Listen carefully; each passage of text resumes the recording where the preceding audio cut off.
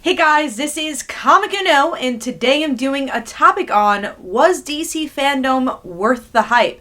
So obviously this is something that's been promoted for a while from DC, and yesterday we had part 1 of DC Fandome. So originally it was supposed to be a 24-hour event. It was supposed to be just, one day, but because there's just so much content, they ended up doing mostly the movie and video game stuff for the first part of this, and then the second part will get more of like the TV show stuff, so like Doom Patrol and Harley Quinn and Supergirl, and then we also have some of the more of the comic book stuff that's going to be happening on that day as well.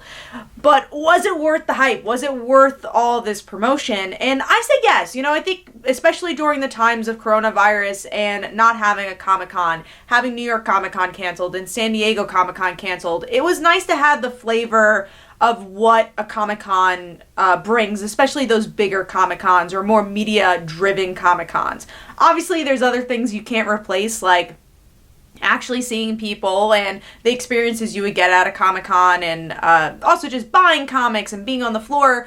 There's things you can't replace there, but it was nice to kind of have those big announcements, and I feel like that's what's been missing with some of these other virtual Comic-Cons that have been trying to get off the ground. It's really just regular panels. There hasn't really been too many announcements with those, or, there'll be meet and greets or whatever. So it was nice to have a company-driven Comic-Con, pretty much. And I think they really succeeded here to bring us just enough news, and obviously it's a little hard. It's also hard because things aren't in production, and the future of everything is kind of we don't know what's going to happen with when things are going to start or whatever. So it was nice that we still had news, still had a lot of trailers, and the trailers they show were good. We had Wonder Woman. Obviously, a lot of people are excited for that. I'm super excited for Wonder Woman, and it was a movie that was supposed to be out during the summer, and now we wait in anticipation even more. A big news, the Batman trailer.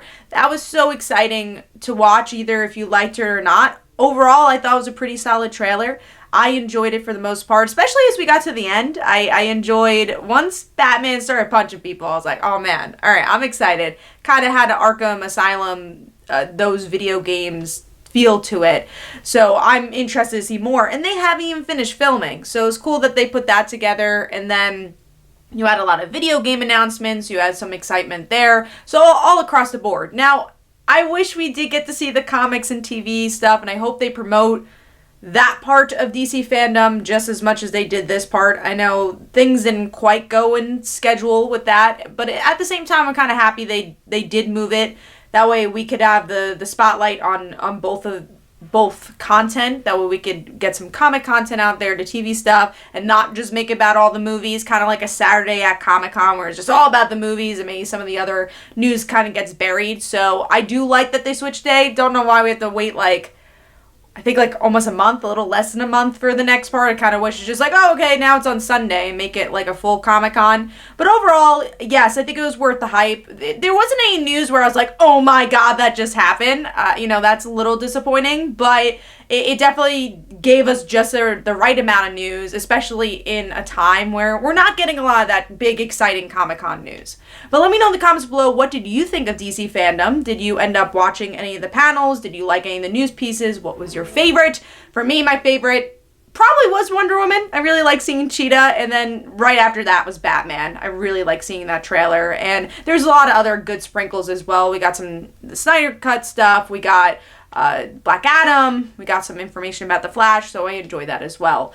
But yes, follow me on Twitter and Facebook. Go check out my comics like Father Like Daughter and They Call Her a Dancer. And every Tuesday at 10 p.m. Eastern Time is Comic Book Weekly, where we discuss our favorite comics and comic book news. Thanks, guys. Bye.